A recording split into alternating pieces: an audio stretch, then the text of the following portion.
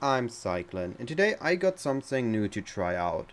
Recently, or I guess now about a week ago, I got messaged by my buddy Smooth, or a new buddy Smooth, and he asked if he could just do a quick or two quick coaching sessions with me. I thought, why not? Let's try it out. So I'm going to record these. We're just going to see how we can get him through the game, and if we can help him to improve on his gameplay and the way he makes his build or enjoys the game. I don't really know much yet, but we're going to find out everything in a moment. With that, hi Smooth, how are you doing? Hey, hi Cyclone. Thanks so much for doing this. I'm excited. Alright. So, you are playing Tornado Shot Deadeye, right? I am, yes. Alright.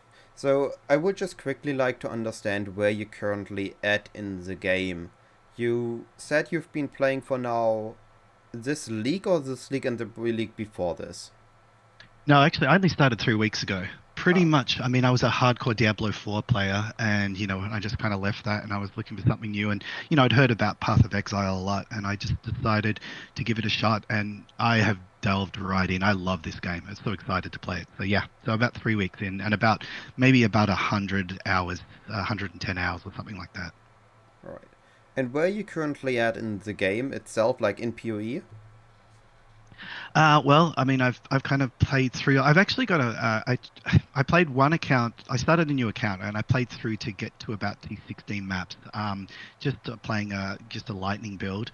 And then I decided I wanted to start a new account again because I really wanted to have a reset of all the atlas and so forth. And I'm basically at the same point right now where I've basically cleared through to T16 maps. Alright, that's for the first league, that's pretty good. Getting to there consistently. I mean, for me, it's not really. I haven't tried that solo, like from a beginning standpoint, but back when I tried it, it took me second character to get to T16. So I think that's a pretty good accomplishment. So Thanks. this brings me now to the question: you've been playing a bit.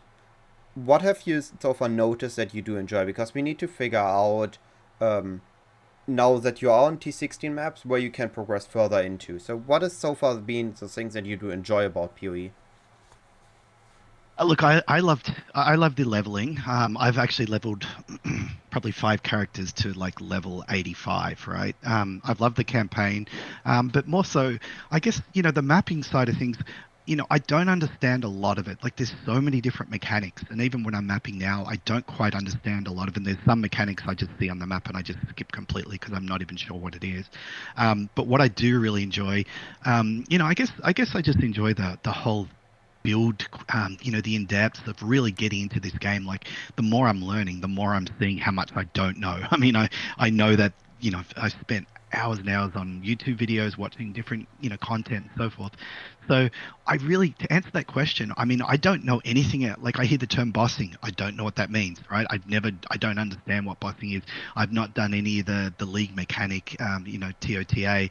I haven't done any of that. I mean, I've spent most of my time really just running maps and trying to figure out where I am with the maps. And even with maps, I'm not even quite sure what I'm doing there. I mean, I don't understand what needs to happen next with the Maven and so forth. I mean, I'm kind of at that point where I've got my first two Voidstones. I don't know how to get the next two, or what I need to do to get to them. So I don't know how to answer that better than, I'm just enjoying running maps at this point and realizing that I'm really a baby at this game and I've got so much to learn. I mean, to note, getting to the two void stones again. I don't know what the average campaign finisher like. We know that the average PoE player doesn't finish the campaign based on everybody that just starts the game. But assuming that we just focus on the people that have finished the campaign, I don't know exactly how far they get until they need to reset, go to second build, or start researching to progress further. So I think you're in a pretty good state based on the time you have played PoE so far.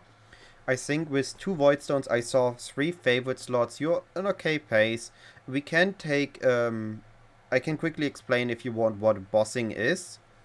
But I think rather more importantly is getting an understanding of where you need to move next, or what should be the next goal for you. I see that your character is using the Black Sun Crest. I would like to take a look at the character next before we take a look where we're going to progress next. Okay. Yeah, I mean, do you want to go through my gear? Is that where we are? So just to give a heads up to, I have a really good friend who plays PoE, and he quit a few weeks or about a week ago, and he actually gave me 50 divines. Okay, so I've actually got some decent gear. Like in my stash right now, I've still got 30 divines left. I've been farming a lot. All the chaos orbs is my farming. I farmed over 1,000 chaos orbs, but so I've probably used 20 divines on the actual build, and I've got 30 left. Um, so yeah, so I mean, I definitely do have some decent gear because of that. I mean, based on what I see, this is first off a great friend, and second off, I think it's an okay state of gear. I have a personal preference with the, or I guess a personal dislike of the Black Sun Crest, but we Hmm. can ignore that for now because this is that just really personal. It looks Hmm. like it's Omni on the Tornado Shot stage. Hmm. You have two We got mobility skills. Alright, got a rough overview. We I've got can, Shadow and Dust, yeah. and so yeah, so I mean, Death Rush and the Taming, which were the rings you recommended. Um, I got this quiver, which I think is an amazing quiver. I got that super cheap, and I don't understand why I got that cheap. I think I picked that up for like two divines, and I think it was worth a lot more than that. Tell me if I'm wrong, I but think so too. yeah. And then my bow was about four divines, three divines, somewhere in that range. And yeah, so that's about it. So I've actually had one divine drop in the game so far. Like I actually had one divine drop, and the rest has just been, as I said, I've been farming. So I think there's one thing I'm gonna mention now. Are you consistently generating your frenzy charges? I don't know. I don't know. Are you? Do you have mana forged frenzy? Yes, I do. Okay. I have your build exactly. Okay. Yeah, so all of my skills are exactly what you've recommended to the exact level. I mean, to give you the background, I started following the Max Roll Lightning Arrow guide, and it was okay. And then I followed your guide about a week ago, and it changed everything for me. It really did work well. So again, not to blow smoke up you as we say, but I mean, your guide actually was really good. So I've actually followed it completely. So yeah, everything in here is completely your guide as far as Um. maybe not the gearing. Like you said, the Black Sun isn't your gearing, but yeah, I think pretty close to what you've recommended. Then I would recommend dropping the mana forged, as we only need flame dash or mana forged arrow. Not sorry, not mana forged, blink arrow. I see you have two mobility skills where I think you only need one. Okay, So which one do you recommend over Blink I or I or prefer, as you're on Omni stage, I prefer the flame dash. Flame Dash? Okay, This is okay, just one thing, and the second thing, as you are using a frenzy mana forge setup, your rot gut, which in itself is not a bad flask, it actually gives you onslaught as well, which means that you don't need a silver flask on top. I would either a For tornado shot, I I listen. prefer a magic flask. Yeah, yeah, this one gives onslaught, and the rot gut gives also onslaught. So you have Uh, two sources of onslaught, which means that I don't really see a reason to use the Rot God compared to using a Force Magic Flask. Or you could, okay, if you like the Rot God, of course you can keep it, but then I would replace it, the Silver Flask, with another flask, maybe a Jade, maybe a Quartz, or something that we would need to look that in more detail in a bit. You don't need to change anything now, I'm just giving you those informations okay, as something that you can keep in mind. For okay. now, I think um, the I guess first thing. Sorry, I'm also struggling. This is the first time I'm doing this. Yeah. Your left click, something that generally is recommended for players to have your move only, which you currently have on queued on left click, so that when you Mm-hmm. try to move, you're not accidentally attacking stuff. But if you're used to moving with Q, that is totally fine. Yeah, I usually walk with Q held down the whole time and just only left click, not too often. I Okay. guess a video when I first started really recommended doing that, and I've just done that since day one, so I'm not sure if that's a problem or not. Do you have a steel skin in your build? I do. Yeah, the Is it steel on a skin cast when is, damage taken?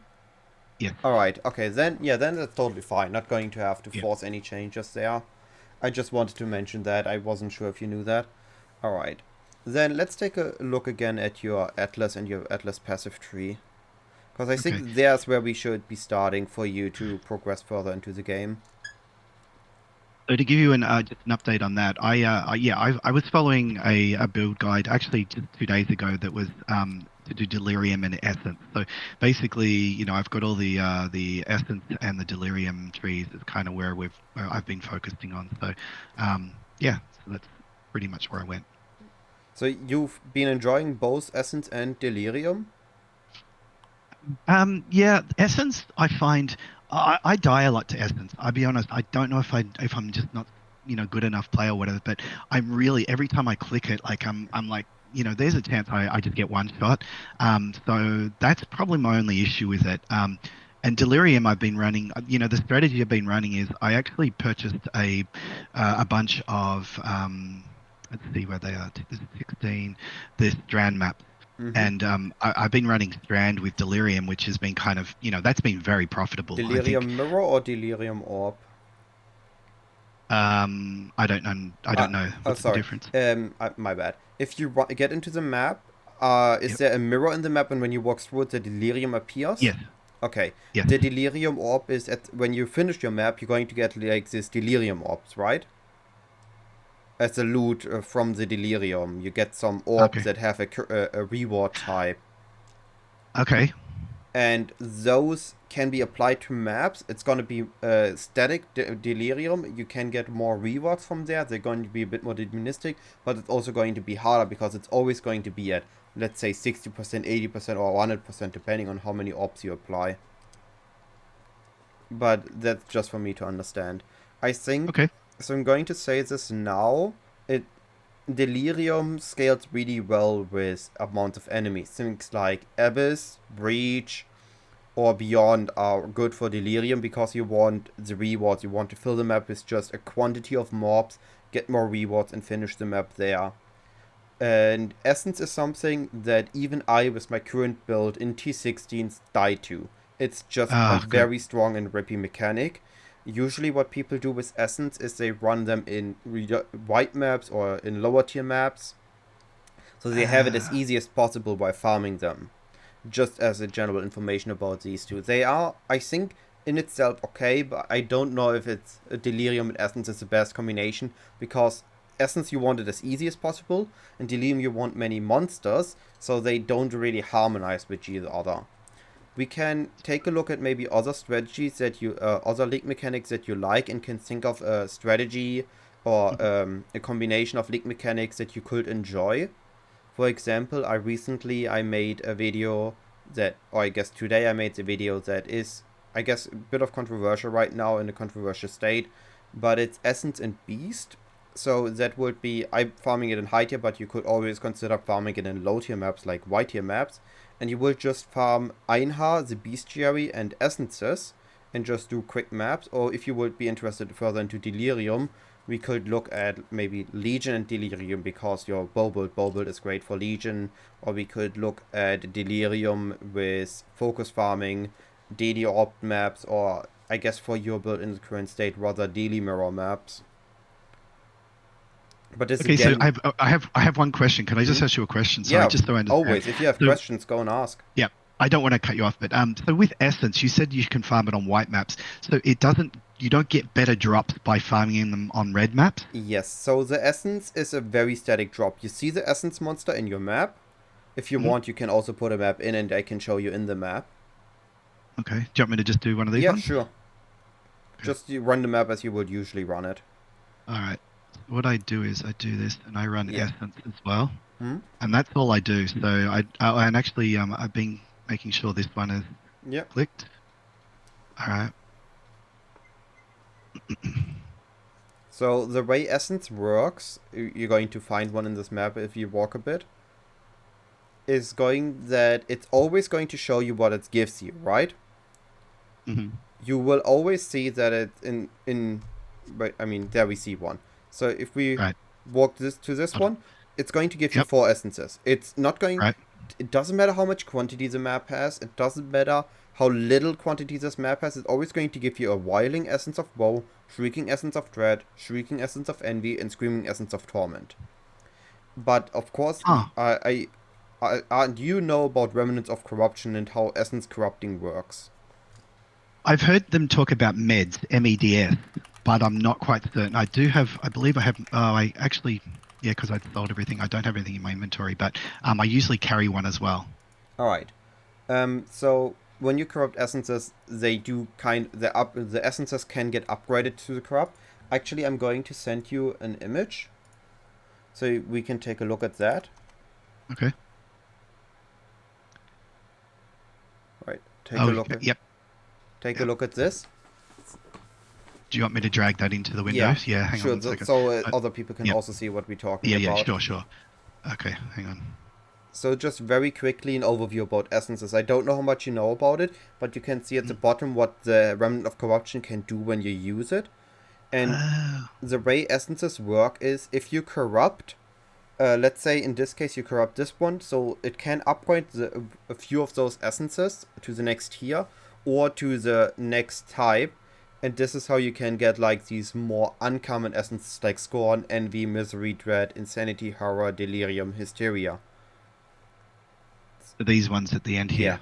So you Okay. only get those, as you can see there, with specific area levels, a specific complexity. So the essence is where you want to farm essences is, as they are already very powerful, as you said yourself, you want to Mm. try to make it as easy for you as possible. So as you only need 68 plus, if I'm not saying anything wrong, this is Mm. white maps. So I Okay. think I don't get me on this one. I'm not 100% certain, but I think 68 was T1 maps or T2 maps already. So with just Okay. those maps, you can already achieve the full spectrum of essences. You can get everything.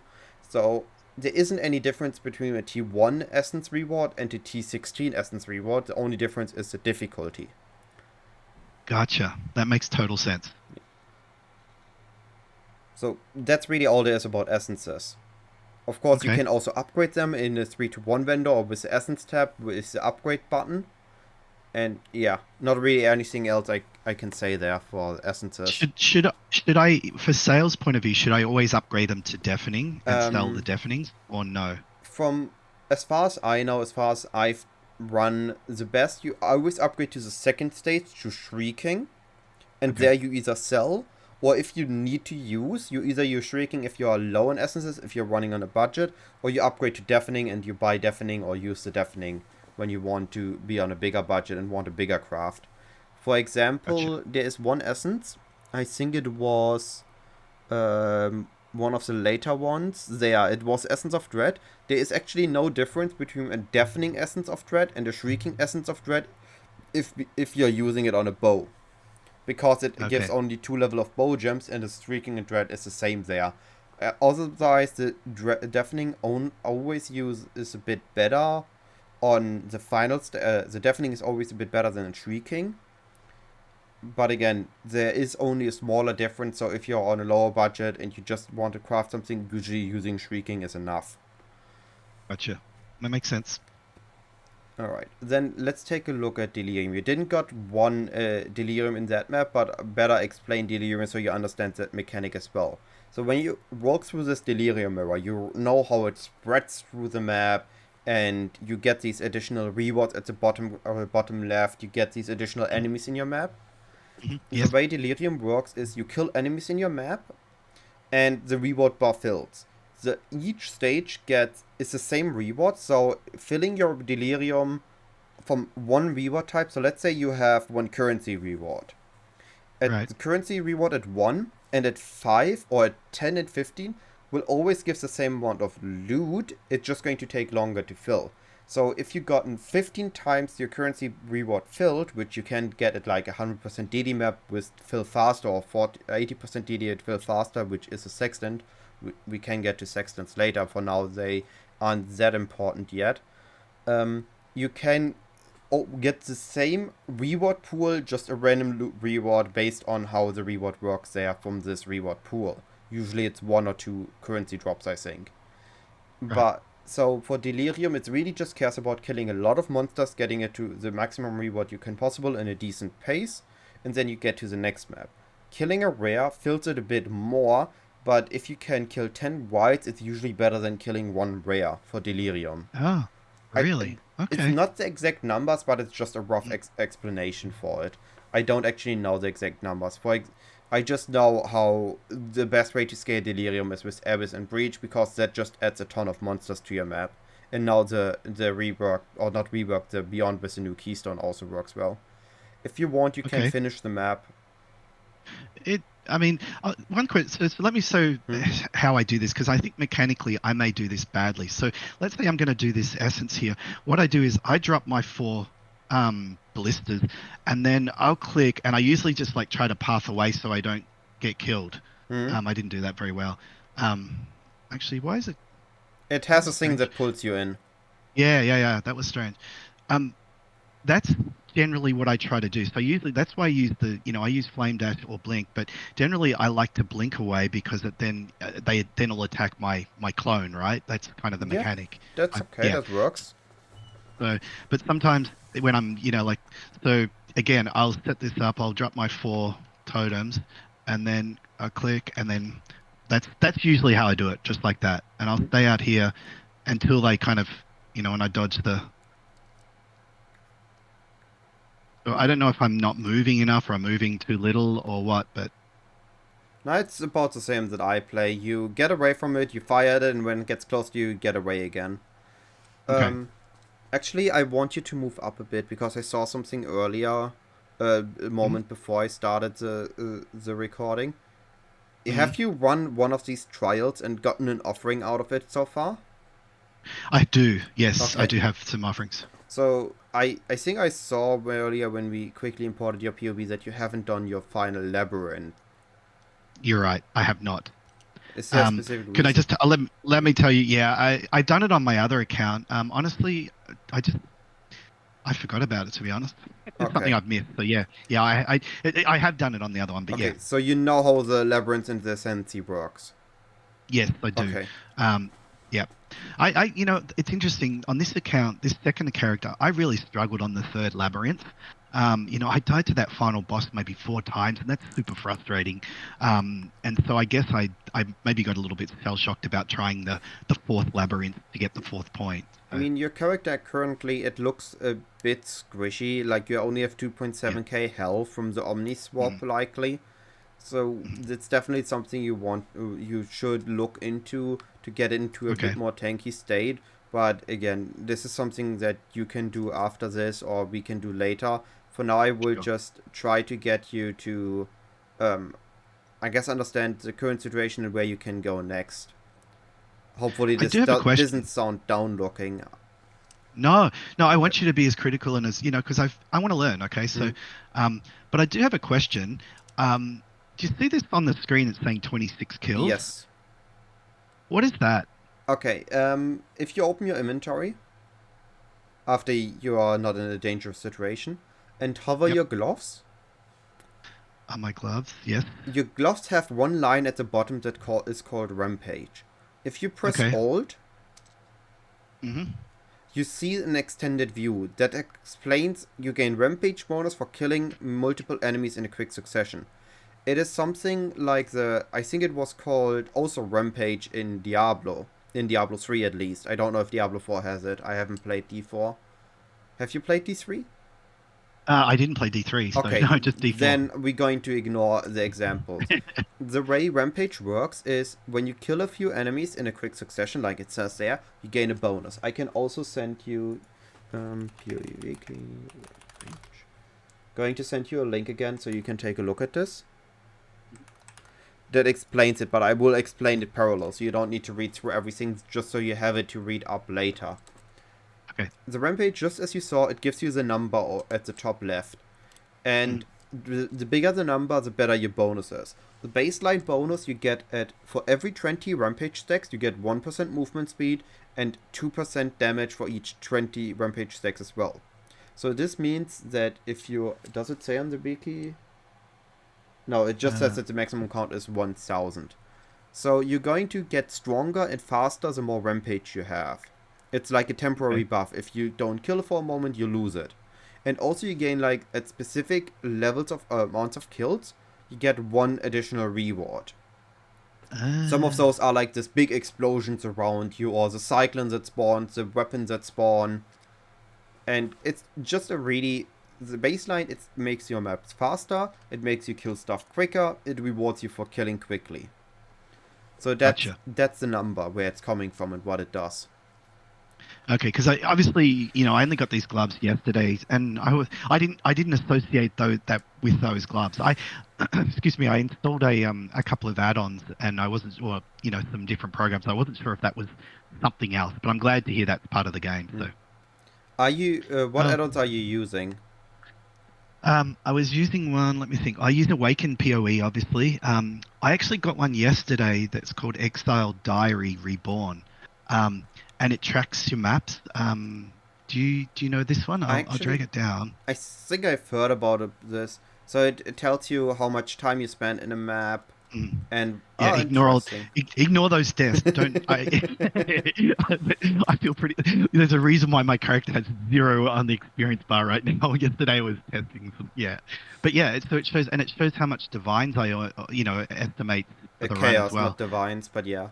Chaos. Excuse me, chaos. Yeah, not divines. I mean, if Yeah, you and would be making 70 divines an hour, congratulations. 70 divines a map, 273 divines an hour, congratulations, buddy. Tell yeah. me your secrets. Yeah. No. So yeah. So anyway, so I thought this is an interesting because I actually put a post on Reddit saying, hey, it'd be really great to know, how much I'm making each run. And someone said, yeah, try this Exile Diary, and it's perfect for what I want. That's So, nice. The help on PoE Reddit and the tool. mhm. And so, excuse me, in my throat. Um, but yeah, so and what other tools do I run? Obviously, I think that's mostly it. I had one other tool, but I can't think what it is now. But yeah, just Awaken PoE. Obviously, to me, that's a game changer. I mean, I I know that you mm, can't trust it fully, but it helps a lot, doesn't it? yeah. I mean, the So, general rule of trading is if you're getting spammed, recheck the item. right. Yeah. Yeah, that makes sense. But even something like yeah. Anyway, uh, long story short, yeah, they're probably the two that I've been using. So. All right. Okay. Um. Yeah. Can I just back up a sec? I'm kind of very interested. That video that you posted today, as I said, I didn't read it, but it's for Essence, Beast, and Heist, right? And Mm-hmm. you're saying you can make up to 17 divines an hour. Is that like, and it's a low investment? I mean, could I do that on this character? I so I would say no. I Okay. think you can get closer to it. You can make an adjustment to it. The the reason I'm making that many divines in that strategy is because my Mhm. build is very powerful.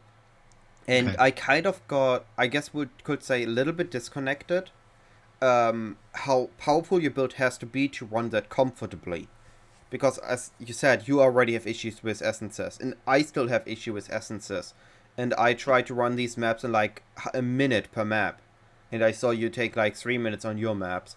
So Yeah. right now Yeah. the 70 divines an hour really depends on how many maps you can run in a minute, and how Mhm. quickly you can run them. And for you right now, I think there should be a different focus. However, there is a version of a white map of the strategy that you can definitely do, because white maps is going to be easier, the mobs are going to be weaker, you can kill faster, so you can focus more on the speed part because you don't need to focus as much on your surviving part.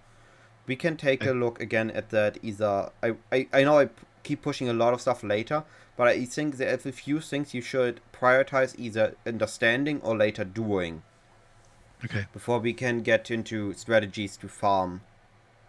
Okay.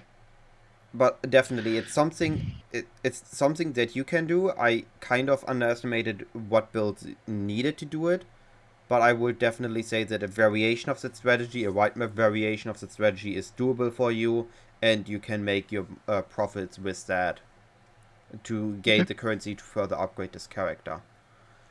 So Okay. I would just like Sounds great. to we can continue talking if you can, or if you need to focus on running the map. I guess yeah, No, we can keep yeah, talking. okay. If you don't mind me keep running, I'll Yeah, I'll keep running. finish your map so we don't Obviously, need to stand. So you don't need to keep standing in there. yeah. Um, Um, so yeah, I'm kind of. It's interesting. So talking about the death on this map here, Strand. Well, he keeps sucking me in. Um, on this one here, the final boss sometimes gives me some grief, and I'm not sure if that's again my bad play. Oh, actually, so what's this one called? this one. Yeah. So you remember when you before you entered the map, you said you you make sure you keep the red one clicked. Yes. That is from that red one. So this mechanic is called an influence altar, or I actually don't know if it's an influence altar. We call them altars. And the way this works is you have chosen the Searing Exarch influence, or I don't, the thing that is behind the Searing Exarch. I forgot the name. So you've chosen his influence. So here in this map, it spawns his monsters, his packs, and when you kill them, you have a chance of finding these altars. And as you can see there, for example, the bottom one will give the map boss 50k armor, but it drops 4 orbs of binding. Or you can choose to get you minus resistances, but you get increased quantity. The general rule of altars is you never take the player reward on the red one. You never take the player reward. You always take either the boss or the minion rewards. So the crown or the monsters, never the player, because the player just is heavily nerfing, and the boss and the minions you can somewhat do. That's interesting. And generally you prefer the minion over the boss reward. There are some exceptions, but for now this will, I think, suffice as information. So you can click on that. I would click on the bottom. It spawns some enemies. You can clear the enemies again. If you would have, those would be the minions again, and with the other altars of this, the minions now could have maybe dropped you a Chaos, an Orb of Binding, an Awakened Sextant or similar. Okay. Yeah. I think for Sorry, go ahead. Now, the things that we need... I mean, you've leveled the character to level 90. Maybe with the help of the gear that you were able to buy with the currency given to you, but based on you already farming 1k Chaos, it is just a speed boost. I think you would have gotten to this stage eventually, even on your own, if you wouldn't have gotten the additional currency. It would have just taken us some time. And this is what I meant with essences being scary. Yep. They just hurt a lot. Do we even want to finish this, or...? It's up to you. It's your map. Yeah, I mean, I don't care. I've got plenty of maps. Right. I was just... Yeah, if there's something else you wanted to move on to. But yeah, this is that's a good example. Like, I would say I die, maybe 1 in 6 when I click on the essences. And I was trying to figure out how to, like, teleport away, or if there's another, kind of, secret to getting it. But there's no way to click them at range. And surviving their damage. Okay. There's no way to click from range, is there? No. I mean, you can just click 3 times on it. But I think you need to, like, at most half a screen away from it. Yeah, those are tanky versions. So even, like... I guess I'm just... I mean, it's also, playing on a... Yeah, you need to place your artillery ballistas and charge them, move away, and repeat. Your ballistas are your main damage right now for single target. Right. So what I wanted to explain to you, you said earlier you don't have any idea where you can get the Voidstones. So I want you to press, I think it was U in the basic setting. So if you click on the quests at the left, one is the Lord Labyrinth. If you click on the next one, it says the Maven. The Maven. And then the final one? The Elder. The Elder. So the Elder and the Maven are the ones that will give you the other 2 Voidstones. And it kind of, in a quest way, in a kind of in-game way, explains how you can do it. So for the Maven, you need to use the middle one. And the middle one, you're going to run random maps. And Maven is going to witness the boss on these maps. If you press G, at the bottom you see there the middle orb, right? You're already on the final stage. So if you run that, you're going to get another Maven invitation, assuming that it's some 10. You already run some of those. Where you are like in this Crucible arena with these golden things, the thing in the middle, and then she spawns bosses you need to kill. Yep. There's going to be one more of these with 10. And starting with that 10 one, you can run them over and over again. Like you can run with the red or with the blue one. And you're going to get crescent splinters from it. And eventually you're going to gather 10 of those splinters. And you're going to get access to the Maven's Crucible as a boss fight. Where you can fight Maven. And she would give you another Voidstone. And then we have some, in those high tier maps, T14+, you can get things like Shaper Guardian maps and Elder Guardian maps. Which is another, like, mini-boss boss chain that can eventually get you access to the so-called Uber Elder fight, which is the other quest you were given, that would be giving you the final stone. Now, as you're playing in Trade League, there is a shortcut you can take. This is going to be... I don't know how far you have used the Forbidden Trove yet. Is that TFT? Yes. Yes. Okay. I know a little bit about it, yeah. Okay, so the TFT has one channel. I'm going to look at it so I use the correct name. Has a channel that is called... where is it? Here. Boss carries want to sell. And in this channel, sometimes there are going to be people that are going to offer Maven or Uber Elder Voidstone. Now these are going to cost, depending on the time of the league, something between 40 and 100 chaos. Mm-hmm. And you can just buy those services.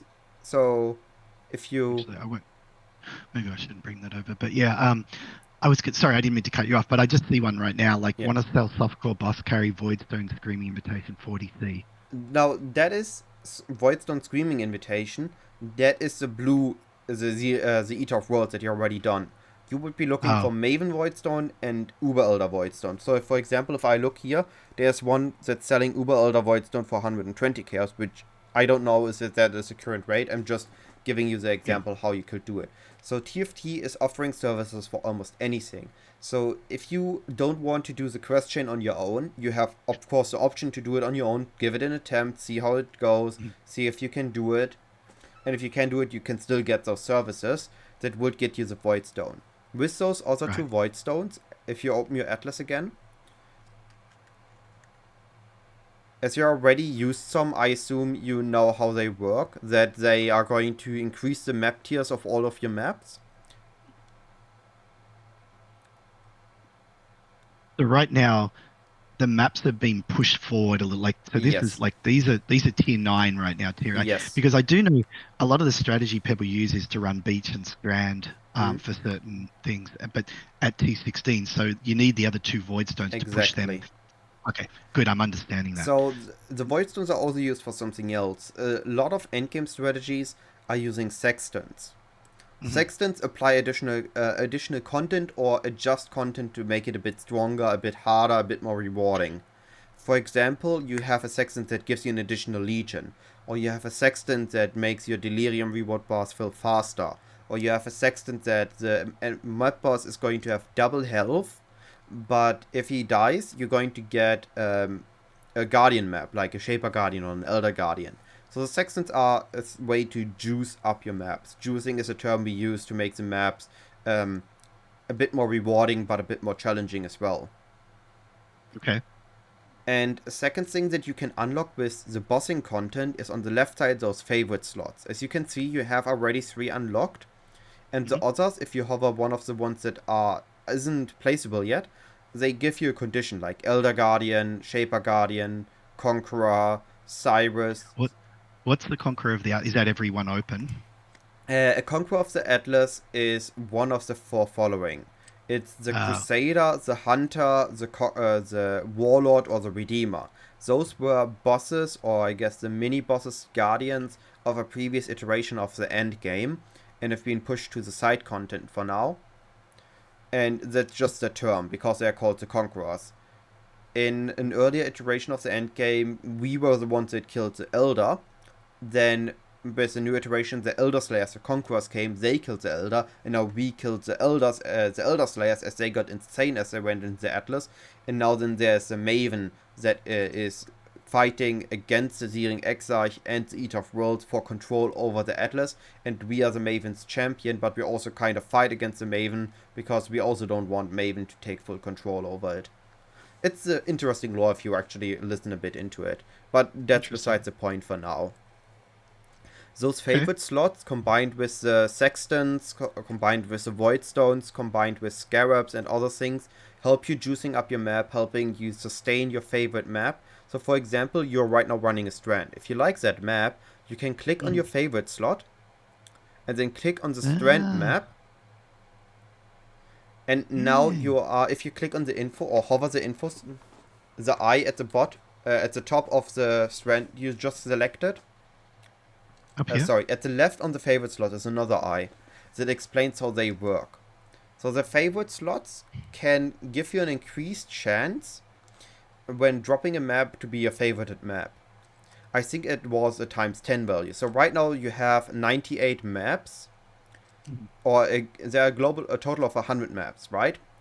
And these 100 maps are now in the drop pool. Every map that is completed is in the map drop pool on top of the adjacent maps. So when it drops a map, it looks, okay, I have 100 maps, which map I roll. But it's like drawing a lottery ticket. But if you have it favorited, it gets added several times into the pool of potential map drop, and when it gets pulled, it's more likely to be the result. Does it make sense? Alright. Yeah. So if I was to have Strand in every slot there, it's pretty much going to guarantee a Strand every time. If we press Ctrl G for a moment. Yes, also a keystone. If you zoom in the middle of the atlas, of the tree, and now move to the two nodes lower and one to the right. 2 nodes lower and one to the right here. Not on. Sorry, I'm talking about the nodes, not about the wheels. So if you go to the node right below it, now you move one down, one right. No, first one on the passing. I'm not sure what you're saying. Okay, you move your cursor a bit up. Yep. A bit further. Okay. Now go to the node below it you just were at. That one, yep. And now move to the, I guess, top right. Here. And now you move to the keystone below it. Singular focus. Yeah, singular focus. This one, oh god, I could have just told you to search singular focus and then hover. Sorry. This one makes your maps be even more likely to be your favorited maps, but your non-favorite maps can't drop anymore, meaning you can only get your favorite map, which is really great for sustaining your favorited map for a specific strategy. For example, I love Legion, so I have favorited map a lot of Dunes, and I keep getting my Dunes maps. But I can't get any other maps except the one Mesa that I have favored for the connected map. Okay. So you're currently at a stage where you want to get into getting the rest of the Atlas points, getting into the strategy that you want to continue farming for a longer while. Like maybe 100 maps, maybe 200, 300, 400, 500 maps, as much as you like, and so until you have farmed up enough currency to upgrade your character, as well as to change into the next strategy that you would like to. If we press G again, or if you move into But can I ask you one question before you go on there? So one of my questions is, right, it seems to be very expensive to refund all these passives, right? To buy the Orb of Regret and the other one I can't remember. Is there a way to do that that's a lot cheaper, or is it just pretty much having to buy it? Okay. It's doing that, but if you farm strategies that give you a lot of currency, like Legion or like the Exile, you actually get a lot of these regrets and unmakings, which you need to respec your passive or your Atlas tree. Okay, because that's something that, I know I can go and buy them in bulk, but I just figure that it's sort of expensive. You can farm them yourself up with other strategies. Okay. Now, right now, Essences, of course, isn't really the best thing to farm up bubblegum currency, which is the term we use for, like, just a smaller currency that we use for crafting our gear, but usually isn't worth that much in its own, but when you get a big amount of them, it becomes worth something. Okay. Essences, of course, just gives you a few essences, and Delirium is giving you a decent amount of random stuff, but is more targeted for the daily orbs, or for if you farm the daily orbs for the loot they give. But yeah. Okay, makes sense. So, as we go back to the other Atlas tree, my general, you can either on the top left is a button next to your interface, the Atlas there. You see that you have 98 of 115 points. That's almost everything. You're missing a lot of the unique maps, and you're missing 2 normal maps. As we can see in the middle of the center of the... it's the upper part in the middle of the Atlas. You're missing 2... yeah. 2 normal maps. Then you have 100 normal maps, and then you're missing the unique maps, as well as you're missing the invitations. But the invitations is going to be a bit harder for your build currently. We don't necessarily need those. So this is getting your atlas to maximum to all points unlocked, or a lot of points unlocked, allows you to get more atlas passive trees, Mm. passive points to put on your atlas passive tree, which allows you in return to get more deeper into the bigger strategies or the proper setup strategies that of course going to get you a good amount of currency return. Now, currently for your Essence version, you don't need that many, but as you mentioned yourself, Essences is a bit deadly for you at the moment. Yeah.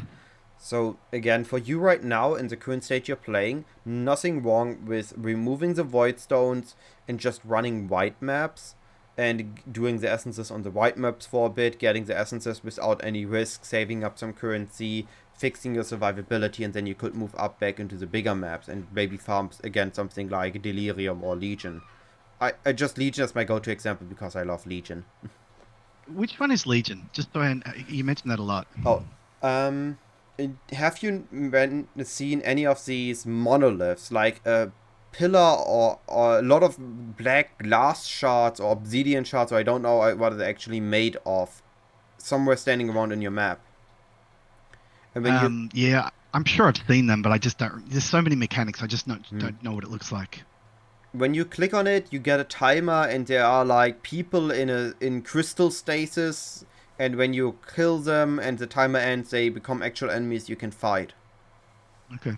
I think I know which one you're talking about. Yeah. So that Still, is a let me just can I finish this map yeah. and just give me because this boss fight sometimes it's just like a cakewalk and then sometimes I struggle with it. So I'm not sure. Oh, I got done there. I couldn't get out of that. Anyway, I wanted to get back to here because I Mm, didn't have a term as a portal scroll. My question I have for you is, you talked about Legion, which I obviously want to understand Legion, and I guess I can learn your video, but I don't really understand these four here. I oh, never use those four. so I have been doing Kirak though. That's the only one I have been doing, but I don't understand the other four. so the term we give those are master missions. Those are called the characters themselves are called masters, and this is are the missions. So when you do these, they add content to your map, and everything is its own mechanic. We have incursions, which is the second one from the left, is Alva into incursions, the Temple of Okay. Azuatl. Then we have, I guess we should start at the left. The left one is Einha, which is Bestiary. If you press H and go to Bestiary, Hmm. I assume in your maps at some point you have found. Go to the second one from the bottom. That's the one where we can explain the most. You have found these beasts in your maps. They have a like Hmm. this Einha symbol, the beast symbol, or I guess it's the one you see at the bottom under the book. It's a symbol in the map. Sometimes it's red, sometimes it's yellow, Yep. and this is beasts. So you should have unlocked a zone called the Menagerie, where you can use Hmm. these beasts to get whatever they say there. For example, create currency item, 8 chromatics orb, create a unique helmet, modify. Ah. So there's beast crafting, there's getting some uniques and some items, and without getting too much in depth on it, this is the Menagerie, the beast system. Okay. So with the if we go back to the master mission, you can add Einhard to your maps by clicking on the left thing. If the Hmm. yellow number is meaning the amount of yellow master missions you have, the white number the amount of white master missions you have, and the red the amount of red master missions you have. As you might have noticed at some point, your maps 1 to 5 are white, 6 to 10 are yellow, and 11 to 16 are red. Yes. The red master missions only apply to red maps, the yellow only to yellow, and the white only to white.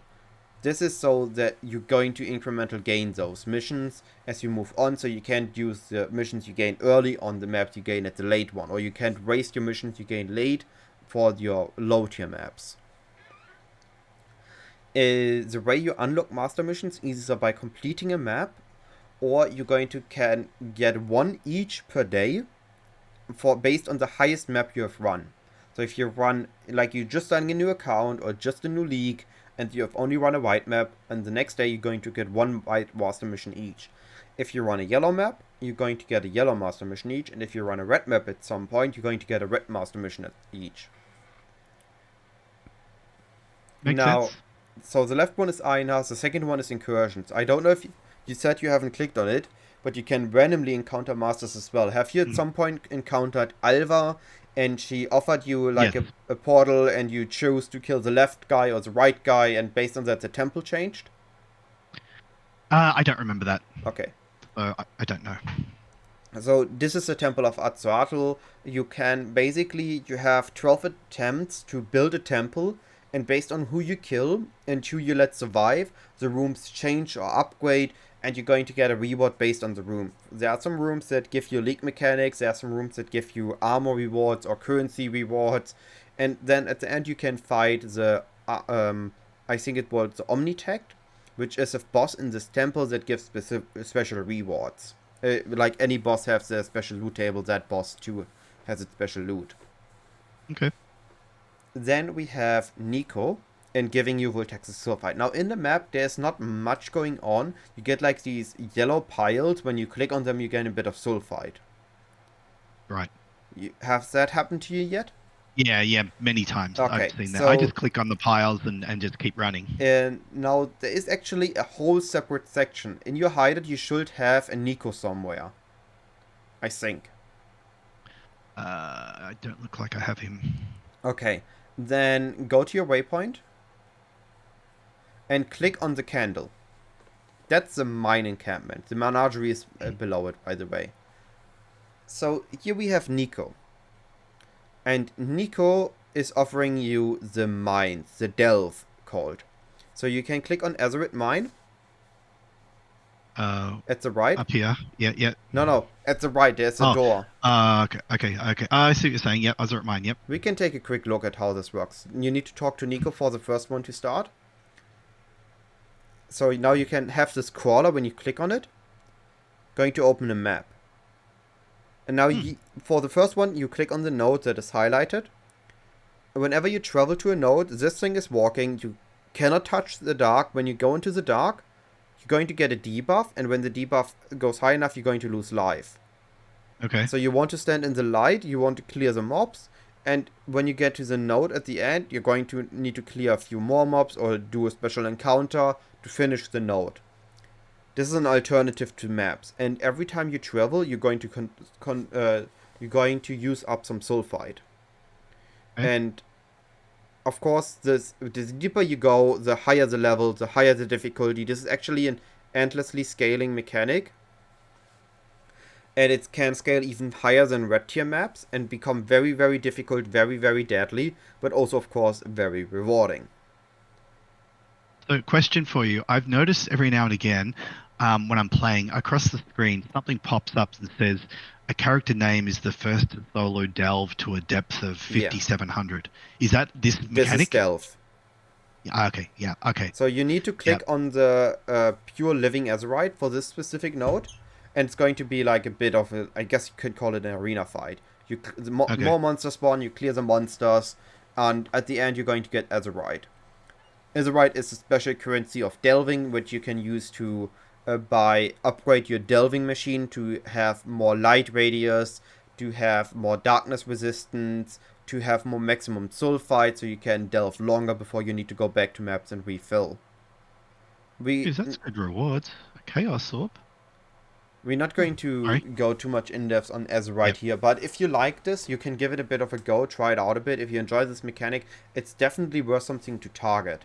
Like, you can make currency with this at any stage of the league, and some people really love it. But you can now pick up the rest of the Azerite, and then you can go back to the mine encampment. Wait, where is there? At the top left. Oh, yeah. Okay. Interesting.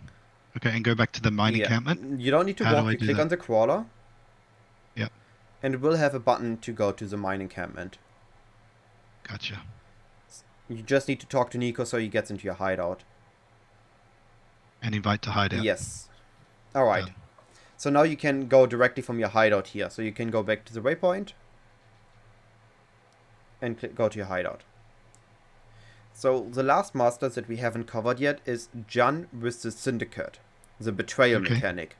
I don't know if you had this. Some people randomly popped into your map, gave some line and tried to kill you. Or you ransacked a research hideout. Or there was a fortress in the middle of your map that you needed to open the gates and then kill the enemies inside. Any of I that don't sounds remember that. familiar? Okay. Oh, hang on a second.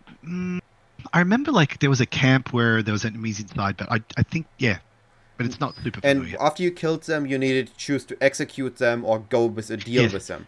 Yes, yes, that is the or like syndicate interrogate mechanic. them. Yeah. Okay. Can you do me a favor and press, I think it was Shift Space,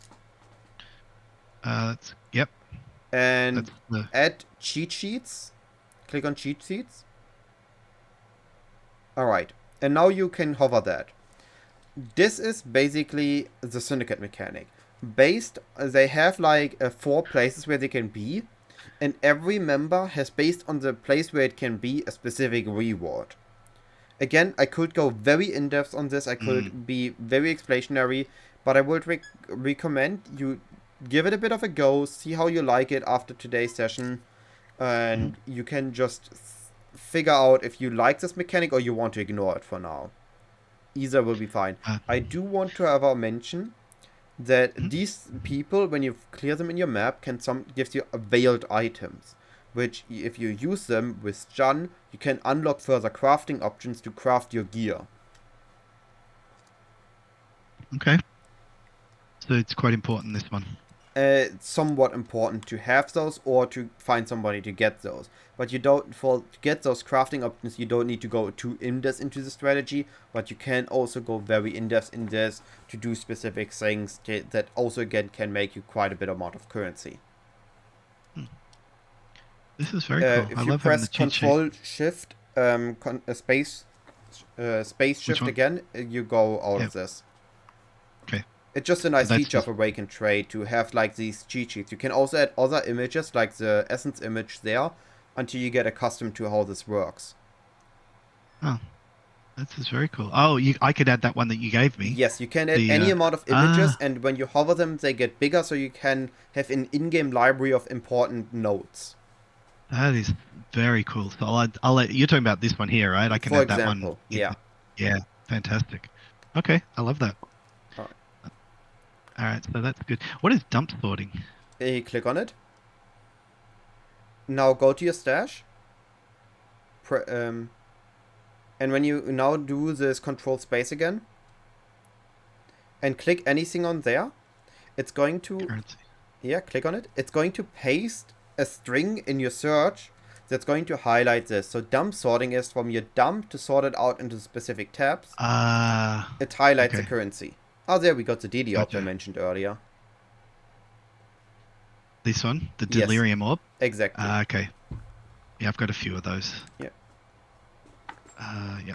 Okay, cool. All right. Well, that's great. So that's what that is. So let me just see. So if I wanted to, I see. Yep, mapped here. Actually, I need to be already in there, don't I? Yeah, it doesn't automatically Okay. open your stash. We're not that advanced yet. Okay. And it just okay. I'll play around with that. That's cool.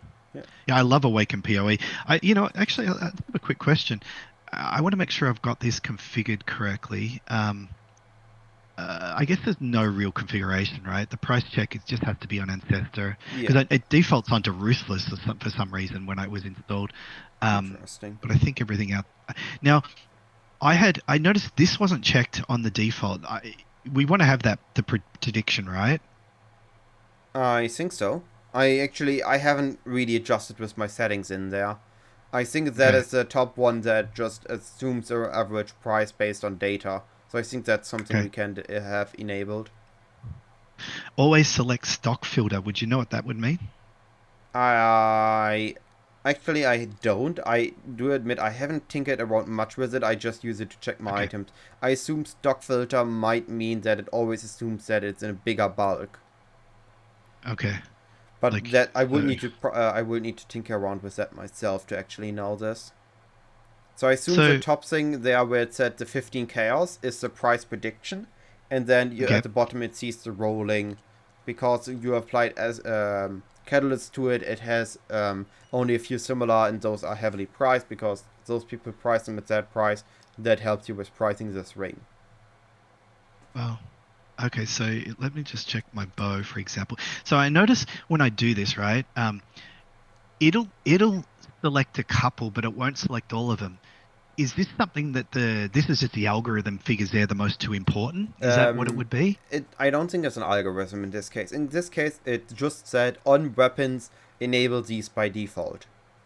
Okay. Because this is Uh, the starting point to price check is to compare the weapon damage. Now, okay. again, based on how more detailed the weapon is, you need to further detail your search. For example, this weapon has a high crit chance, so you maybe should tick the crit chance as well, because that is an important part of this weapon. Right. But yeah, Gotcha. that's how you further adjust your pricing. Interesting. Okay, so let me just do one other thing. So if I do like, wow. Okay, so this is the body armor. It selected chaos resistance for some Because it's a reason. tier 1. Oh, I see. But then why wouldn't it select the avoid elemental elements then? Because it prioritizes chaos risks. I don't think it's an Yeah. algorithm, or I guess you can. No, wait. Yeah. I guess it is an algorithm. It prioritizes specific stats based on what is given. Look, here's the crazy thing. I paid very little for this. I think it was like 150 chaos orbs, and it's saying 69. I mean, that's how obviously out it is, right? No, that Crazy. top to ignore that. Can you close this and just hover the weapon with alt, the body armor with alt? Hmm. You have avoidance prefix, no life, suffix, spell suppression, suffix, and yeah, that's a pretty good body armor. For a 6 link with Yeah, that stats, I think that's a pretty good price. I think yeah, I think I paid like 150. Would that be right? Let's see. I mean, I mean, seems cheap though, right? you could assume this would be a few divines. Mm, okay. Well, then I got a good deal. Yeah. Um, okay. So, I mean, we were talking about possibly looking at crafting, but that's obviously the second kind of session, I right? think for now, Mm, um, tell me if you don't want to go for that. But I think the way I prioritize getting into the late game is I mhm, unlock my passive tree, I unlock my atlas nodes, my favorite slots, and I get mm. into a strategy that I enjoy.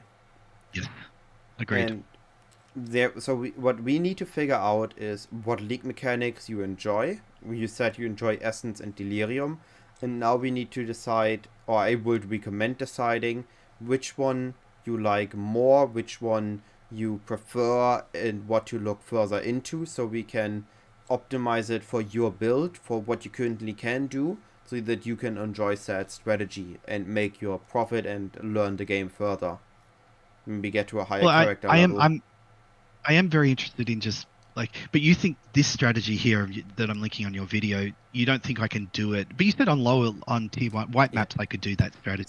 I mean, So like I obviously don't need to make this kind of money. I mean, I just want a strategy that I can follow. Like you said, the Delirium and Essence isn't really a good together, which is fine. I mean, I'm not sold on either of those. Okay, so hmm, I was just trying to get it. I just want to, I want a roadmap that you say, hey, just follow this, and that's what I can do here, actually, I hopefully. might be wrong with Essence Delirium. I was in my head. I always was Daily Orb, but Daily Mirror in itself, I guess it's fine. Because if you scroll down on this video, there was actually a person that commented a very detailed comment.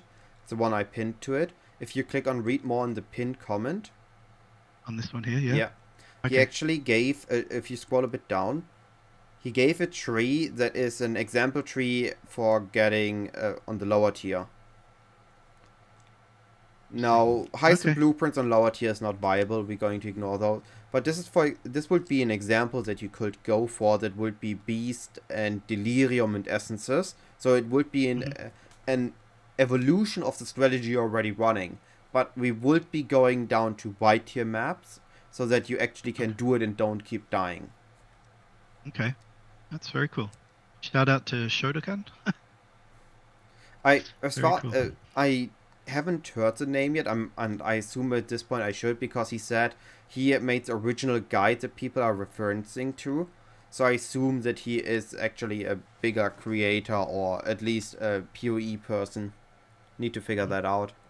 But yeah, Okay, cool. that's just Well, what I learned. But because what he wrote, the information, the data seems to be important and seems to be proper. okay. Well, I definitely I can definitely check this out. Obviously to respec my Atlas tree is going You to take don't a, need to respec it, that's the point. Because it's an evolution, you might only need to respec like a few points, and you need to okay. grab the rest. Now, obviously we don't have 132 passive points. You have, I think, 98 or 100 or something. So we need to trim this tree down to fit your taste. For example, everything that is heist, if you, the way PoE Planner works, you can click on these middle things that highlight. They highlight everything of a similar type. So, example, you hover essence, it's going to show you all other essences. That's the same thing works in game. This is when you hover them in the passive, in your normal passive tree, Atlas passive tree. That's cool. I did not know that. So if you, but in PoE Planner you can do one more. Let's click on it. Hover one again, and now click on it.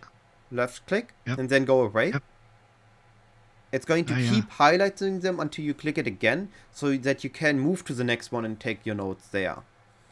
Gotcha. So in this case, you could look for one of the heist nodes, click it, so you know the other heist nodes, and remove those, as heist and low tier isn't really in my opinion at least, a viable option. So now you see all the heist nodes, so you could click to remove them. You don't need to click each one. This is a smart... You need in-game, yes, but here it's smarter. So if you click on a traveling node, it takes all away, like in passive building. So you can remove all the heist nodes. Like that. Yeah, and there's one at the bottom. Yeah.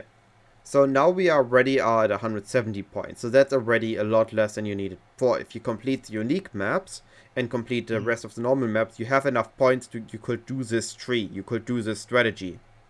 Right. So this would be something you could work towards. And that you could farm Einhar with your beasts, where you would use a Scarab, and then you could use Essence on the map device still, and you would have your random Delirium, and that would be a viable strategy to do. That's fantastic. All right, that's great. There's no way to know, like, let's say I only have 100 points. There's no way to back it up so that it takes away the least important, right? No. Like, no. Okay. There is Maxwell has a feature where it does in steps. So if the person that makes the Maxwell tree takes the least important nodes last, then you could do a backroll on this. But on PoE Planner, it's a bit more simple. You can't really do a backroll there. But I think we can either do it off stream, we can do it on session 2, we can, I would say off stream, I'm not streaming, off recording. We can make this a bit more fitting for what you need to do. Okay. Right. Well, I'm excited. It gives me something to do. I think for you now is just to get into a strategy that you can enjoy for a bit, that you can, and then it's really just about learning the different concept, the different league mechanics of the game. Once you have a build that you are happy with, that you can just test things out. Because you said yourself, you don't know what Legion is. If I throw in a few more terms, Abyss, Metamorph, Shrines, Ritual, Beyond, Torment, I don't know how many of these keywords now said something to you and how many of these keywords were absolute gibberish. Only Ritual was probably the only one of those that I could have told you what it was. So when we get your build in like a little bit more upgraded, a little bit more refined, that you don't really die in higher tier maps and you have a comfortable time mapping, we can just give it a go on all these mechanics, not in a juiced up setting, just enough that you can get a taste of it and see if you like it.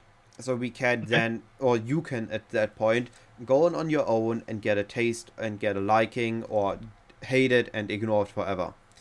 For example, you could end up like me and absolutely love Legion and get addicted to it.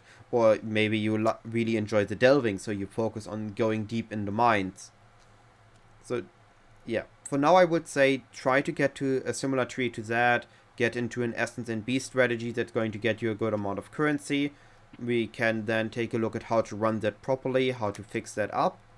But for now, I would really... Let me take a look at how much time we have. Yeah, I would like to cover any other questions or... Sure. Well, let me ask you my first question then. You mentioned Legion, right? And I think I understand what is Legion, where I come up and there'll be like, I click on it and there's like maybe 100 frozen mobs, and then I have to like run around and kill some before, and then a timer, and then they all attack me. Is that the Legion? That's Legion. Okay. Yeah, I like that one actually. That's pretty cool. Yeah. Legion is a really amazing mechanic that gives you Legion is the one that gives you a ton of respects, atop of Unmakings, atop of Chaos, atop of Divines, Exalted Orb, Annulment Orbs, Alterations, Fusings, Wall Orbs, everything. Legion provides. It is an absolutely ridiculous thing. I love it because it just gives you so much good stuff that is always good to have. But yeah, it is also very demanding on your build. You need a fast build, you need a strong build to properly clear it. But your Tornado Shot definitely has potential for that. Okay. All right, so a couple of questions. So the helmet enchant, Tornado Shot fires an additional secondary projectile. Okay, I actually bought this helmet with it on. To get that, how do I go about getting that enchant on a helmet that I'm crafting? So the way I can explain how you get it, but then I'm going to explain why you don't want to do that. Okay. You mentioned yourself you run the final labyrinth before, right? And in Yes. each labyrinth there is, after you get into the final room where the treasures, where you get your sensi, there's also this altar, that gets you some enchantments. Have you clicked on that before? Yes. Yes, I understand those. Yep. So, on the first one, you only get offered a glove enchantment. On the second one, you Right. get offered a glove or a boots enchantment. On the third one, you're getting offered a gloves, a boots, or a random lower tier helmet enchantment. And the final one has the chance to offer you 3 higher tier or lower tier helmet enchantments of random assortments. And Tornado Shot fires an additional secondary projectile is one of them. Oh, wow. So it's Now, random then. it's very random, because every Oh, skill has a helmet enchantment, and not just one. Most of the time it's 2 to 3, and some of them are lower tier, some of them higher tier. For example, there used to be Tornado Shot fires 2 additional secondary projectiles, which we lost in a nerf, but the one was a lower and the 2 was a higher one. gotcha. Now, the reason, because they're that random, when we go for crafting them, it's going to be a bit step into the future for you. But if you look at your body armor, it has a fracture on it. Can you hover your How do I boots? know that? How do I know that has a Oh, fracture on it? What does that if mean? the yellow line is a fractured mob, if you would, don't do it. Do not do it. What Okay. I'm going to say, if you would Yep. scour the body armor, it will remove everything but the fractured mob. The fractured modifier is locked onto this item. You cannot get this removed. No, there are So some ways, but which this is is too in-depth now. so what is the fractured item on this one? Is it the hatred has No, it's the 25%? yellow line. What yellow line? What are you talking about? 35 to chaos resistance. The yellow. Oh, okay. You Okay. could So also say that's it the. golden, but I would say it's the yellow line. Okay. I understand now. I thought you meant line as in line, but not you meant the text, the Oh yellow yeah, text, the sorry. chaos resistant. No, that's fine. Now I understand. So my boots has the same fracture then, Exactly. chaos resistant. Okay, and obviously what else? And Your this has no bow. fracture. The bow. Yes. The bow has So, the lightning there damage. are some rules for items. An item can have the following. An item can be synthesized, normal influenced, or have a fracture. So if you take a look at your belt, Mhm. the belt has the Elder influence. You can see it at the symbol. The bluish purplish plus symbol Ah, is the Elder symbol. So this belt is under the influence of the Elder and can roll mods from the normal mod pool, but also from the Elder mod pool.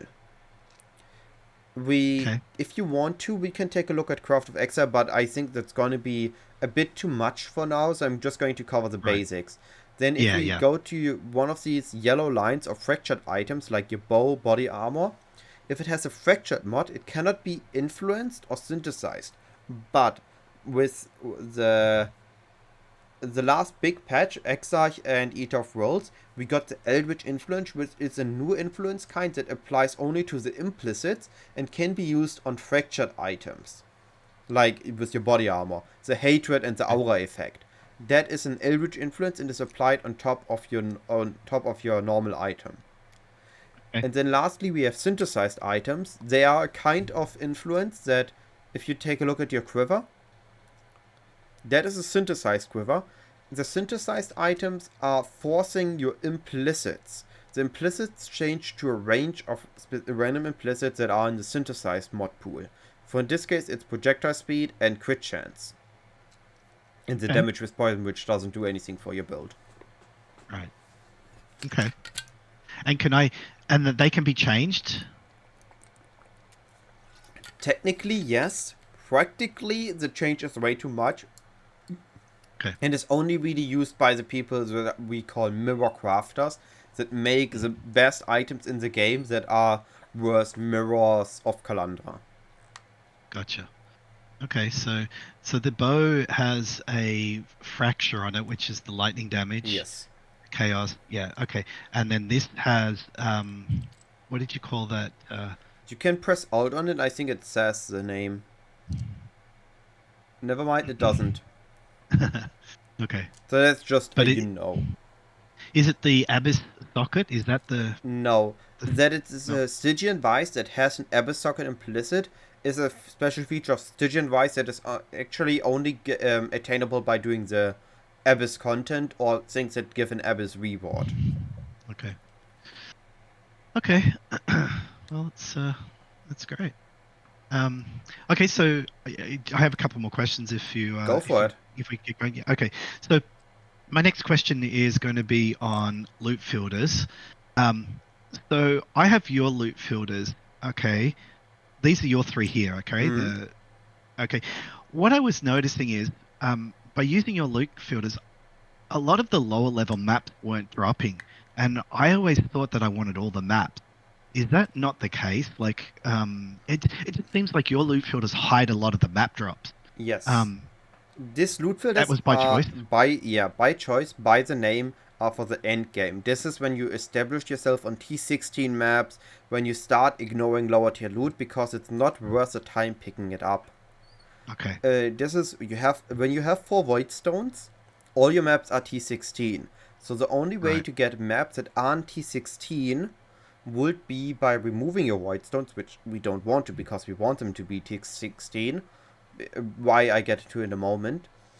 Yep. And you would only get like special map loot would be able to give you lower tier maps, but because we are running T16, we don't really care about those. Gotcha. Now, because you don't Okay. have 4 Voidstones yet, it's not recommended to use it yet. Okay. What you Okay. would So be what I wanting is some, I would say, um, based on Filter Blade, I would say the second or the third filter on Filter Blade is what I would be using at your stage. I was doing very strict. Go to So overview. I would be using strict in your okay. case because you're still in the establishing phase. I think you still want most of the items the game offers you, like flask, currency, bases, maybe even. I guess base Why is do I not want your gears. what? Your gear's Why pretty do I good. want flask? So if Why you do I want press flask if I've Alt already on got one of them? your one of your flasks, Hmm. they also have an item level. Based on the item level, they can only roll up to a specific tier. You want the highest item level of flasks so that you can roll the tier 1 Ah. modifiers on them. Right now, you have pretty low modifiers that would be worth getting a better flask. Ah. And if you Okay. get the That makes flask sense. dropped, you can roll it yourself. Got it. And Okay. so you Because don't need to I've been spend chaos to buy them. I've yeah, I've been ignoring flask drop pretty much because I was like, I've got my flask. Why do I need them? But yeah, I get it now. I can see I didn't real like this one here is actually level 85. That's decent. That one, right? Yeah, that 85 can roll everything. 84 can roll almost everything, and below 84 can't roll everything. Okay. Interesting. Okay. So at this point, then, I would go back to, like you said, with the filter blade. I think I would Um, go for strict for now for a bit. And whenever you notice that you start ignoring a lot of loot because you don't care about it, or mhm. you just would vendor it anyway, that is when you would upgrade. Okay. Because I was running very strict for a while, which is just, that one that I showed you. Hmm? And that seemed, and then I went to uber strict just because I felt like there was a lot of stuff that wasn't driving. But then I noticed on using that Exile Diary add-on or program, I noticed my chaos dropped a lot. I was getting like 60 and 80 per map, and then I was down to like 20, 30 by going to very strict. We Would that need make sense? Yes, because we need to keep something in mind. When you start moving into later stages of the game, we care less Mhm. about profit per map and more about profit per hour. Now, in your case, your Ah, profit per map is still very important. But in my right. case, for example, when I run like 100 maps an hour, now 100 is maybe a bit extreme, but like maybe 50, 60 maps an hour, I really don't care about making this 10 additional kills per map if I can make 20 kills in the next map. Right. It's really all about time investment. So this is when All we right. start ignoring smaller loot, which technically is worth something, but it's not really worth the time picking it up. So we just focus on the bigger loot and getting more of it in less time. All right. Great. I understand that. Now, okay, so that's fine. So that's the loot filters out the way. The next question I'd have for you is, I've noticed on a lot of videos there's 5 squares and I only have So 4. in 3.7, the league I started with Legion League, they added a feature where there is this timeless conflict. When you run Legion, you get timeless splinters. You can use those to get a special arena that when you complete the encounter in the arena, you survive in it for 4 minutes, you're going to unlock this 5-way map device. Okay. That is the way you get the 5th slot in your map device, where you can put an additional scarab in, or you can do 5 ways with. This is just And that's for you sorry, right now. It's not important. It is not only important. Okay. important when you get into the later stages of juicing, when you want 4 scarabs on top of 4 sextants on top of favorited map on top of railroad maps. Like for the really big juicing, you need that 5th slot. Okay. All right. So I had another question for you here, and I'm just hopefully I'm going to be able to do this. So, um, your tornado shot here, at some point, you go to Divergent. I might be getting confused here. And okay, this is my question. Why is it that you're at Divergent tornado shot here, but then you go to Endgame, it goes back to default tornado shot? A wrong copy. Okay. So that should still be Divergent, should Yeah, it? yeah. I'm not Okay. perfect. I do make my own mistakes, and if Hey, nobody tells me I did a mistake there, I don't notice it. well, it's good for me because my question was, why would you go backwards? You know what I mean? But now I Yeah. understand it was you weren't. Okay, that's good to know. All right. Well, I'm glad I saw that at least, and I'm learning to spot those things. That's good. All right. So that's good. All right. The next question I had, we talked about. I mean, I had a question. What does juice mapping mean, and what do I need to do to juice my maps? But I think you kind of touched on that a little bit. Um, is there anything that do I need to understand a little bit more about that at this point? I mean, Well, right now, is this juice mapping by selecting essence? okay, so this is the start of juicing up your map. So when you just get into maps, you finish your campaign, you just put the map in and you get your completion, and you get the next Right, map and you get your completion. That is the start of mapping. And the moment you right, start using master missions, map device, which is map device modifiers, is the essence, for example, that is map device modifier. You start chisel alking your map, you start using scarabs, your passive tree getting more into targeting for a specific strat. That is when we get to juicing. Any form of adding additional content targeted to the map so that you can farm it is juicing the map up. got it. That makes sense.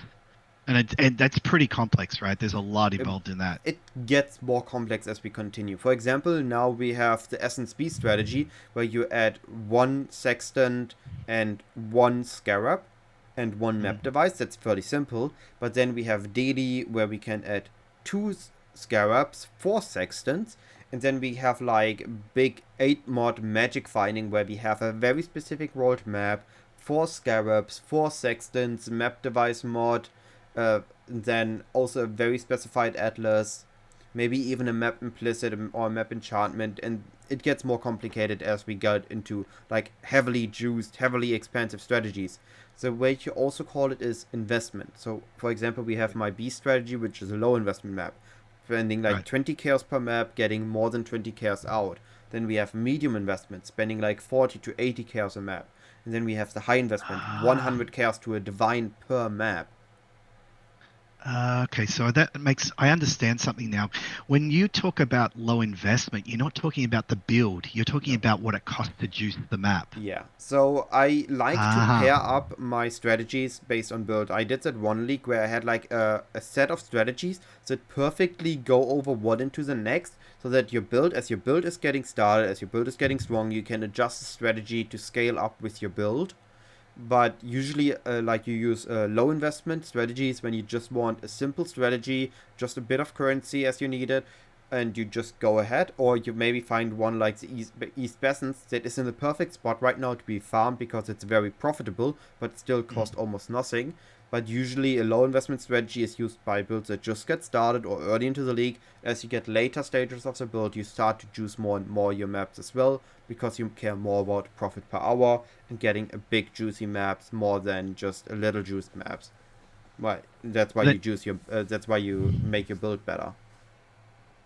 so what you would call a low investment, is that what 20K or something like that would be considered a low investment? 0 to 20 I would consider low investment. After 20 chaos, so 20 chaos is the middle point between getting ending low investment and starting middle investment strategies. Okay. And high And what's the investments is highest? it can go to like winged scarabs, which are very expensive. The very expensive sexton. So when you get like 100 chaos plus per map, sexton costing divines to just run a map, that's when you get into the high Wow. investment. So people actually invest a divine in a map. I think people are investing up to 2 divines in a map in some strategies. Wow. Okay. All right, that's interesting. All right, so that's good. I'm picking that question up. Okay, I had another question for you. This is kind of it's it's about Lightning Arrow and Hmm? Val Lightning Arrow. Now, Val Lightning Arrow. I mean, again, this is from maybe a week ago when I was first starting, but I still didn't understand. It gave me like another attack, right? Yeah. Was I? So that's actually another attack that I use on bosses, right? I use the Val as like a single target DPS, and then I just use the regular It Lightning Arrow, or is that? depends. So on your example with War Lightning Arrow, it's a Mhm. specific. The War skills in general add a twist to the skill. In some cases, it's more survivability or more single target. In other cases, it's more clear. We have this example of War Lightning Arrow, which actually was only added recently to the game. It fires a bunch of arrows that randomly change directions and it can hit the boss several times, right? It's Right. nice additional single target, but it's also nice additional clear. Because while you fire in one direction, those random arrows can fire besides you and kill clear stuff there. Then there's other Okay. examples like Wall Ice Nova, which actually used for better clear because or Wall Arc because it chains several times additionally in getting a better clear more than a better single target. And then we have Okay. things like Wall Smite, which is just an enhanced version of Smite, dealing more damage and getting a better buff. Okay. That makes sense. I just wasn't quite sure, but okay. Next question. I've got probably three or four more questions, then I'm Yeah. done. But this is okay. One thing I haven't quite understood on Path of Exile trade, there's increased attack speed local and increased attack speed. Okay. I don't understand between the difference between local and just All right. without local. So we need to compare base stats and increased stats.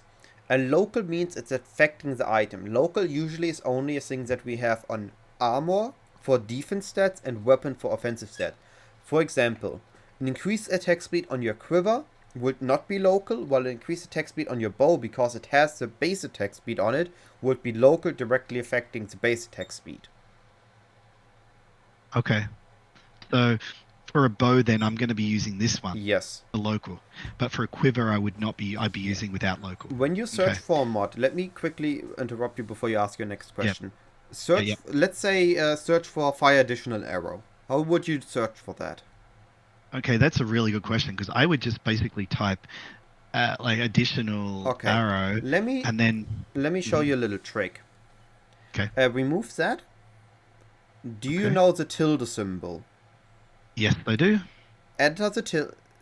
Is that the tilde symbol? Actually, you're right. It wasn't. That's the tilde. Yes. And now fire a bow arrow, bow space arrow, or bow. Sorry, bow slash bow space attack, and Okay. or yeah, bow arrow would have worked as well. The tilde makes you search for a rough search. It searches for the keywords you enter after the tilde symbol in those lines. So it makes it a lot easier to search. For example, remove it again. And search for tilde, for enchantment, and now space tornado. Just like that? Yes. And now you see all tornado shot enchantments. That's awesome. It makes it a lot easier to search. Yeah, because I struggle on that. I have struggled on that. Yeah.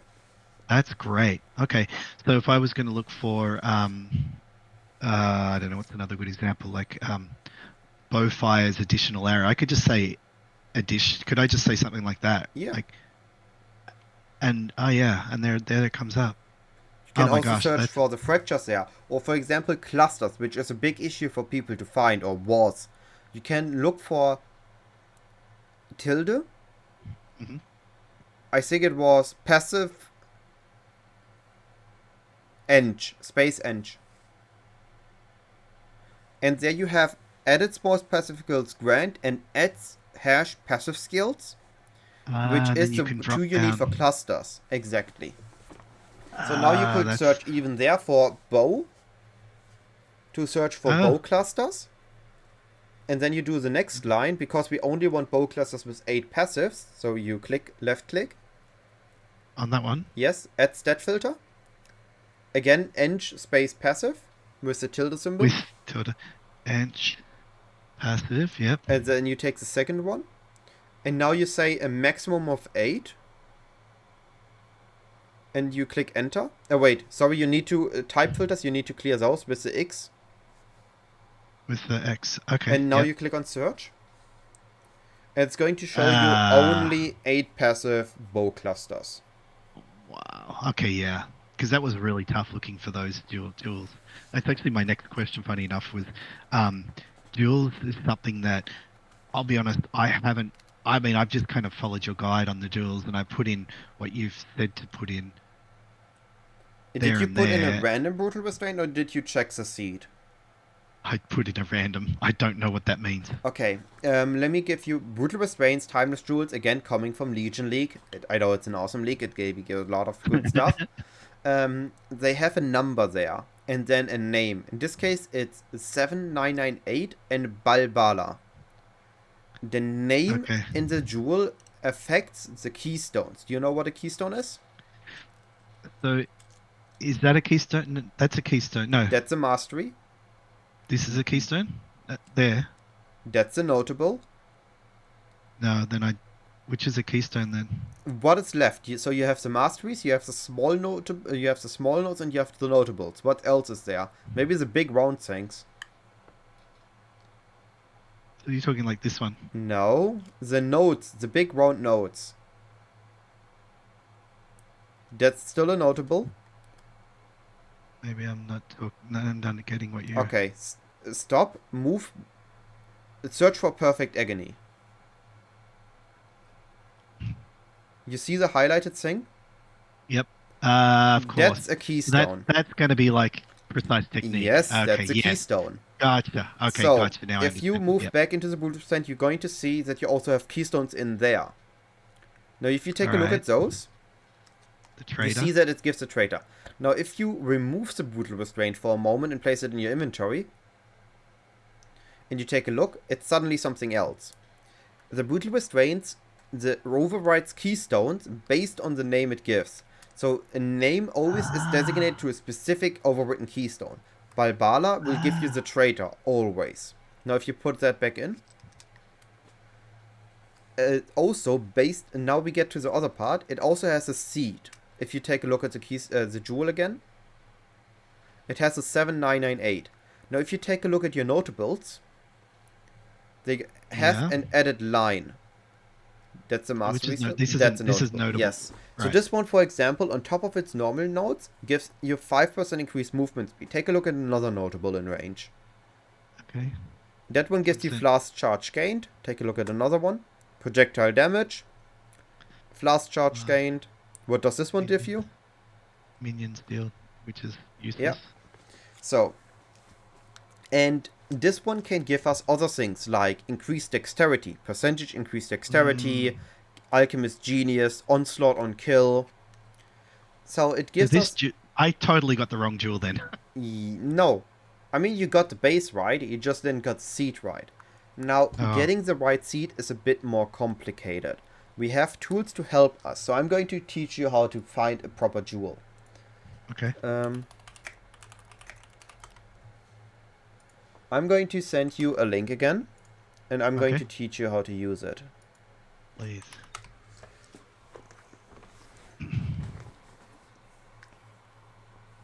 Alright, so this is the timeless jewel calculator. So, you're going to start as it teaches you. Please select the spot.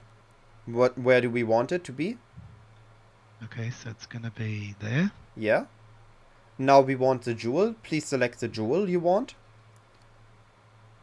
Was that brutal restraint? Yes. Then the Conqueror, we don't care about it in this case. We can take any. Well, okay. Each one gives you a different keystone. Balbala is the traitor. We don't care about the keystone in our case, so we take any. Okay. And now we look Okay. for select stats. And at stats, now we're looking for dexterity. Not the first one, the second one. Percentage increased dexterity. We want at least... We're going to add the minimum of 2 of this. 2, yep. Yes. And then we're going to select more. We're going to select Onslaught on Kill. Because if we have Onslaught on Kill, you can... again, we're at stat. Please select. What am I doing here? So just how you searched for the increased dexterity, we're going to search for it again. Oh, yeah. Okay. So if we search for Onslaught on Kill, we can actually drop both the Rot God and the Silver Flask and use 2 additional utility flask. So this one we want 1, minimum 1. Okay. Then we add another stat.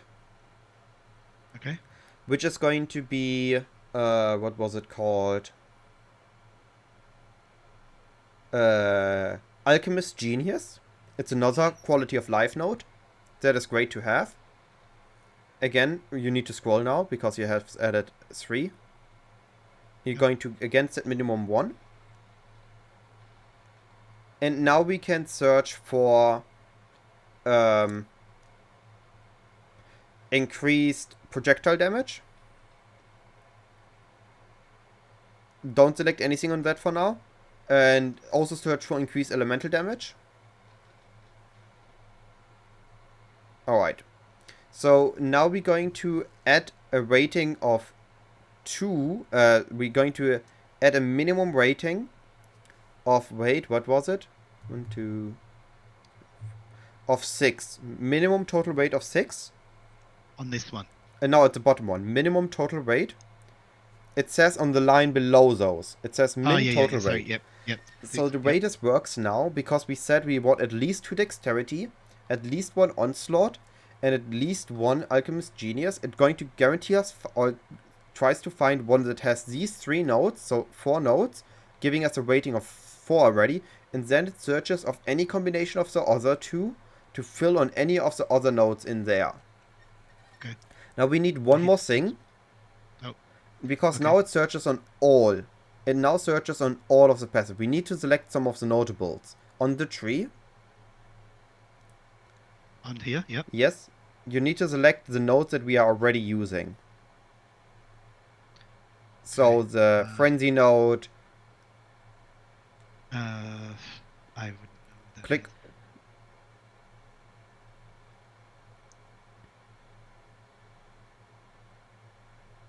I mean, you just need to click on the ones that we are using on our passive tree on the build guide. Oh, hang on. I know this. So we're using this one here, right? Yeah. I mean, if you move it slightly to the right, you can see your passive tree in the background. If you move the window. To the left, I guess. Yeah, I get what you're saying. All right, so I can... Okay, so you want me to click on the ones that I'm using. Okay. Oh, sorry. Click on the ones you're not using, apparently. It works the other way. I haven't used it that much yet. I keep using the one in PoB. So, disable everything we are not using. So it doesn't search on them. Okay, hold on. You don't care about the small nodes, just the big ones. Just the big ones. Okay. So the ones that I'm not using that one. Uh, we're not using. Do we turn off this one as well, acrobats, or no? We move out of that. Okay, that one. We're not using that one. And we're not using that one. And we're not using that one and that one. And we're not using this one, Wind Dancer. Okay, I think that's everything. Alright, now you can do the search again. Wait, there's one. Wait. There's another node that you aren't using. So good. It's the one below the elemental penetration. The sword node. Don't know where At the top of the circle. Mm-hmm. A bit to the left. That's the one? penetration node. The one below it. Oh no, wait, sorry, the other way around. The one above it, the perfectionist, was the one we're not using. Yeah, this one. Yeah. Okay, now it's correct. Okay. And so now you want me to search? Yeah. How do I search again now? Then? Click on the burger menu. Oh no. Config, sorry. And now click on search again. So now it has one match for 7. It says it has 3 increased dexterity nodes, 2 elemental damage, 1 onslaught, 1 flask genius. So now if you click on trade, it links you to the trade for that. Sadly, they are not online, so you could take a look at the other ones that it found you. 6 matches. And you could look to, of course, you would now look for the cheapest. Wow, 10 divine. Yeah, a good one is of course worth a lot because we now can always check how good one is. So this one is 1 divine, it uses the node you want, so this is something you could buy.